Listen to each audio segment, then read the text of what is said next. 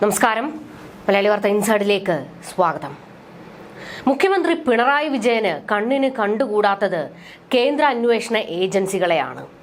ഇഡിയും സിബിഐയും കസ്റ്റംസും ഒക്കെ ചില്ലറയല്ലല്ലോ മുഖ്യമന്ത്രിയെയും കൂട്ടരെയുമൊക്കെ വേട്ടയാടിയിട്ടുള്ളത്. ഒന്നാം പിണറായി സർക്കാരിന്റെ പകുതി കാലയളവ് മുതൽ ഇങ്ങോട്ട് രണ്ടാം പിണറായി സർക്കാരിന്റെ മുഴുവൻ കാലയളവിലും ഇപ്പോൾ ഇഡിയുടെയും സിബിഐയുടെയും തുടങ്ങിയ കേന്ദ്ര ഏജൻസികളുടെ അതിപ്രസരമാണ്. അതായത് ആവശ്യത്തിലധികം പിണറായി സർക്കാരിനെ എടുത്തിട്ട് കുടഞ്ഞിട്ടുണ്ട് ഈ കേന്ദ്ര ഏജൻസികൾ.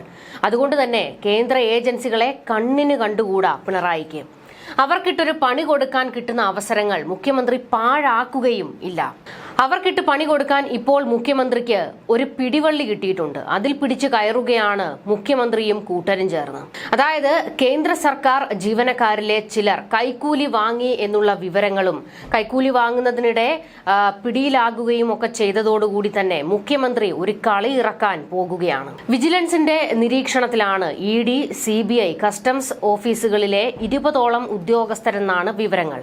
അതിനേക്ക് ഇപ്പോൾ അത്തരത്തിലൊരു നിരീക്ഷണത്തിലേക്ക് പോലും മുഖ്യമന്ത്രിയെ കൊണ്ടെത്തിക്കാൻ ഒരു പിടിവള്ളിയായി കിട്ടിയത് കൈക്കൂലി വാങ്ങുന്നതിനിടെ കൊച്ചിയിൽ അസിസ്റ്റന്റ് ലേബർ കമ്മീഷണർ പിടിയിലായതോടെയാണ്. ഉത്തർപ്രദേശ് സ്വദേശി അജിത് കുമാറാണ് വിജിലൻസിന്റെ പിടിയിലായത്. പൊതുമേഖലാ സ്ഥാപനത്തിൽ കരാർ തൊഴിലാളികളെ നിയമിക്കുന്നതുമായി ബന്ധപ്പെട്ടാണ് ഇയാൾ കൈക്കൂലി ഇടപാട് നടത്തിയത്. സാധാരണ കേന്ദ്ര സർക്കാർ ജീവനക്കാരുടെ അഴിമതിയിൽ സംസ്ഥാന വിജിലൻസ് ഇടപെടാറില്ല. ഇവിടെ വിജിലൻസ് അസാധാരണ നീക്കം നടത്തുകയായിരുന്നു. കേന്ദ്ര സർക്കാർ ഓഫീസുകളിലെ അഴിമതിക്കാർക്കെതിരെ വിജിലൻസ് കുരിശുയുദ്ധം തുടങ്ങും എന്നാണ് വിവരങ്ങൾ.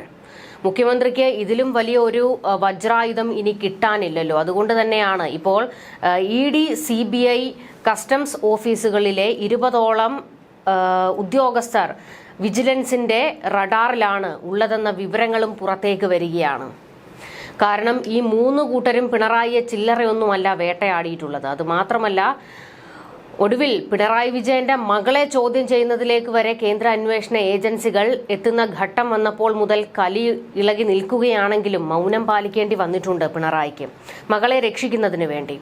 എന്നാൽ ഇപ്പോൾ കേന്ദ്ര അന്വേഷണ ഓഫീസുകളിൽ കയറാൻ പിണറായി പോലീസിന് ഒരു വടി കൊടുക്കാനാണ് പിണറായി തീരുമാനിച്ചിരിക്കുന്നത്. ഇവിടെ സംസ്ഥാന സർക്കാരിന്റെ പല ഓഫീസുകളിലും സെക്രട്ടേറിയറ്റിലും ഒക്കെ കയറി ഇറങ്ങിയിട്ടുണ്ടല്ലോ ഈ കേന്ദ്ര ഏജൻസികൾ. അതുകൊണ്ട് പകരം വീട്ടാനാണോ ഇനി പിണറായിയുടെ പുറപ്പാട് എന്നുള്ള ചോദ്യങ്ങൾ ശക്തമാകുന്നു. കാക്കനാട് കേന്ദ്ര ഡെപ്യൂട്ടി ചീഫ് ലേബർ കമ്മീഷണർ ഓഫീസിൽ സംസ്ഥാന വിജിലൻസ് സംഘം നടത്തിയ പരിശോധനയ്ക്കിടെയാണ് അജിത് കുമാർ പിടിയിലായത്. BPCL കമ്പനിയിൽ താൽക്കാലിക തൊഴിലാളികളെ ജോലിക്ക് കയറ്റുന്നതിന് സർട്ടിഫിക്കറ്റ് നൽകുന്നതിനാണ് ഇയാൾ കൈക്കൂലി ആവശ്യപ്പെട്ടത്. ഒരാളിൽ നിന്ന് 1000 രൂപ വെച്ച് 20 പേരിൽ നിന്നാണ് കൈക്കൂലി ചോദിച്ചത്. ഈ വിവരത്തിന്റെ അടിസ്ഥാനത്തിലാണ് വിജിലൻസ് സംഘം പരിശോധന നടത്തിയത്. 20,000 രൂപയും ഇയാളിൽ നിന്ന് പിടിച്ചെടുത്തിട്ടുണ്ട്. അഴിമതി നിരോധന നിയമപ്രകാരം സംസ്ഥാന സർക്കാർ കേന്ദ്ര സർക്കാർ ഉദ്യോഗസ്ഥർക്കെതിരെ വിജിലൻസ് അന്വേഷണം നടത്താൻ തീരുമാനിച്ചു എന്നാണ് വിവരങ്ങൾ. രാജ്യത്ത് ഇത് ആദ്യമായാണ് ഒരു സംസ്ഥാന സർക്കാർ അഴിമതിക്കാരായ കേന്ദ്ര സർക്കാർ ഉദ്യോഗസ്ഥർക്കെതിരെ രംഗത്ത് വരുന്നത്. സിബിഐക്ക് പരാതി നൽകിയിട്ടും ഈ ഉദ്യോഗസ്ഥനെതിരെ നടപടിയെടുത്തിരുന്നില്ല. ഭാരത് പെട്രോൾ കോർപ്പറേഷൻ ലിമിറ്റഡിൽ താൽക്കാലിക ജോലിക്ക് NOC നൽകാനുള്ള അധികാരം അസിസ്റ്റന്റ് ലേബർ കമ്മീഷണർ അജിത്തിനായിരുന്നു. ഈ അധികാരം ഉപയോഗിച്ച് ആൾക്കാരിൽ നിന്ന് കൈക്കൂലി വാങ്ങുന്നതിനിടെയാണ് ഇയാൾ പിടിയിലാകുന്നത്. കേന്ദ്ര സർവീസിലെ എൻഫോഴ്സ്മെന്റ് ഡയറക്ടറേറ്റ്, ആദായ നികുതി വകുപ്പ്, കസ്റ്റംസ്, CBI എന്നീ സ്ഥാപനങ്ങളിലെ ഉദ്യോഗസ്ഥരെ കുറിച്ചുള്ള രഹസ്യാന്വേഷണം വിജിലൻസ് തുടങ്ങിയിട്ടുണ്ട് എന്നാണ് വിവരങ്ങൾ. 20 പേർ നിരീക്ഷണത്തിലാണത്രേ.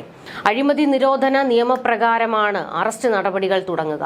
കേന്ദ്ര സർക്കാരിന് കീഴിൽ പ്രവർത്തിക്കുന്ന തലയോലപ്പറമ്പ് ഗ്രാമീൺ ബാങ്കിൽ നടന്ന അഴിമതിക്കെതിരെ വിജിലൻസ് അന്വേഷണം ആരംഭിച്ചതിനെതിരെ ബാങ്ക് ഹൈക്കോടതിയെ സമീപിച്ചിരുന്നു. എന്നാൽ അഴിമതി നിരോധന നിയമപ്രകാരം കേസെടുക്കാൻ വിജിലൻസ് അധികാരമുണ്ടെന്ന് ഹൈക്കോടതി വിധിച്ചു. ഇത് സർക്കാരിന് പിടിവള്ളിയാകുകയും ചെയ്തിരുന്നു. സഹകരണ ബാങ്കുകളിൽ കയറി ഇറങ്ങി ഇഡി ഒന്ന് പിണറായി സർക്കാരിനെ വിറപ്പിച്ചിരുന്നല്ലോ. അതിനൊരു മറുപടി കൊടുക്കാനാണ് ഈ പിടിവള്ളി ഇപ്പോൾ പിണറായി ഉപയോഗിക്കുന്നത്. പുതിയ വിജിലൻസ് ഡയറക്ടർ യോഗേഷ് ഗുപ്ത കേന്ദ്ര സർവീസിലെ അഴിമതി വീരന്മാരെ ലക്ഷ്യമിടുകയാണ് എന്നാണ് വിവരങ്ങൾ. ഇത് സംബന്ധിച്ച് പ്രത്യേക റിപ്പോർട്ട് മുഖ്യമന്ത്രിക്ക് സമർപ്പിക്കുകയും തുടർന്ന് വിജിലൻസിന് അനുമതി നൽകുകയുമായിരുന്നു. BPCL പോലുള്ള പൊതുമേഖലാ സ്ഥാപനങ്ങളിൽ നിരവധി അന്യസംസ്ഥാന തൊഴിലാളികൾ ഉൾപ്പെടെയുള്ളവർ താൽക്കാലിക തൊഴിലിനായി എത്തുന്നുണ്ട്. ഇവരിൽ നിന്നൊക്കെ ഇയാൾ കൈക്കൂലി വാങ്ങിയിരുന്നു എന്നാണ് വിജിലൻസ് സംഘത്തിന് ലഭിച്ച വിവരം.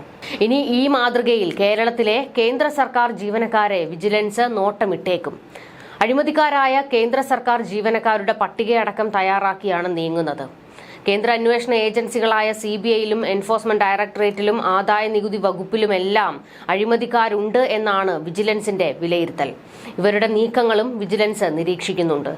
ഏതു സമയം വേണമെങ്കിലും ഈ ഉദ്യോഗസ്ഥർക്കെതിരെയും നടപടി ഉണ്ടായേക്കും. എല്ലാത്തരം അഴിമതികളും പിടിക്കാനും അന്വേഷിക്കാനുമുള്ള അധികാരം വിജിലൻസിനുണ്ട് എന്നാണ് സംസ്ഥാന സർക്കാരിന്റെ വാദം. നിയമങ്ങളും ചട്ടങ്ങളും ഇഴകീറി പരിശോധിച്ചാണ് കേന്ദ്ര ജീവനക്കാർക്കെതിരായ മിന്നൽ ഇടപെടലുകൾക്ക് വിജിലൻസിന് മുഖ്യമന്ത്രി പിണറായി വിജയൻ അനുമതി നൽകിയിരിക്കുന്നത്. പരാതിയും തെളിവുമുള്ള എല്ലാ വിഷയത്തിലും വിജിലൻസിന് അന്വേഷണം നടത്താം എന്നാണ് പിണറായിയുടെ ഉത്തരവ്. ഇതിന്റെ തുടക്കമാണ് കൊച്ചിയിലെ ആദ്യ അറസ്റ്റ്. കേന്ദ്ര സർക്കാർ ഉദ്യോഗസ്ഥരെ സംസ്ഥാനത്തിന്റെ അപ്രതീക്ഷിത നീക്കം വെട്ടിലാക്കിയിരിക്കുകയാണ്.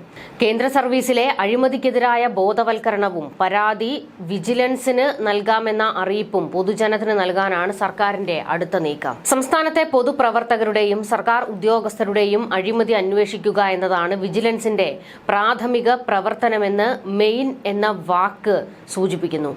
കേന്ദ്ര സർക്കാർ ജീവനക്കാർക്കിടയിലോ കേന്ദ്ര സർക്കാരിന് കീഴിലുള്ള ജീവനക്കാർക്കിടയിലോ നടന്ന അഴിമതി അന്വേഷിക്കുന്നത് പോലുള്ള മറ്റനുബന്ധ പ്രവർത്തനങ്ങളും വിജിലൻസിനാകാം എന്നാണ് വിലയിരുത്തൽ. സംസ്ഥാനത്തെ സർക്കാർ ജീവനക്കാർക്കും പൊതുപ്രവർത്തകർക്കും മാത്രമായി വിജിലൻസ് അധികാര പരിധി പരിമിതപ്പെടുത്തുന്നുവെന്ന് ചട്ടങ്ങൾ സൂചിപ്പിക്കുന്നില്ല എന്നാണ് വിലയിരുത്തൽ. റെഗുലേഷനുകളുടെ റെഗുലേഷൻ 14, വിജിലൻസ് മാനുവലിന്റെ ഖണ്ഡിക 35 എന്നിവ സൗകര്യത്തിനായി മാത്രമാണ് ചേർത്തത്. അത് വിജിലൻസിന്റെ അധികാരങ്ങൾ നിയന്ത്രിക്കാൻ ഉദ്ദേശിച്ചുള്ളതല്ല. പരാതിയെക്കുറിച്ചുള്ള അന്വേഷണം ഏറ്റെടുക്കാൻ കഴിയാത്തപ്പോൾ അത് CBIയെ ഏൽപ്പിക്കാം. തുടക്കത്തിൽ എല്ലാ അഴിമതി കേസും പരിശോധിക്കാനും അന്വേഷിക്കാനും വിജിലൻസിന് കഴിയും എന്നാണ് വിലയിരുത്തൽ. കുറ്റകൃത്യങ്ങൾ രജിസ്റ്റർ ചെയ്യുന്നതിനും അന്വേഷണം നടത്തുന്നതിനും അനുമതി നൽകുന്ന ക്രിമിനൽ നിയമശാസ്ത്രത്തിന്റെ എല്ലാ അടിസ്ഥാന തത്വങ്ങളും പരിശോധിച്ചാണ് കേന്ദ്ര ജീവനക്കാർക്കെതിരെ നീങ്ങാൻ വിജിലൻസിന് സംസ്ഥാന സർക്കാർ അനുമതി നൽകുന്നത്. അതായത് പിണറായി സർവാധികാരം വിജിലൻസിന് കൊടുത്തിരിക്കുകയാണ്. എവിടെ വേണമെങ്കിലും കയറി അങ്ങ് പരിശോധിച്ചോളൂ എന്നുള്ള ഉറപ്പാണ് പിണറായി കൊടുത്തിരിക്കുന്നത്. പിണറായി വിജയൻ എന്തൊക്കെയോ കണക്ക് കൂട്ടുന്നുണ്ട്. അതുതന്നെയാണ് ഇപ്പോഴത്തെ ഏറ്റവും പ്രധാനപ്പെട്ട സംഭവ വികാസങ്ങളിൽ ഒന്ന്. ന്യൂസ് ഡെസ്ക്, മലയാളി വാർത്ത ഇൻസൈഡ്.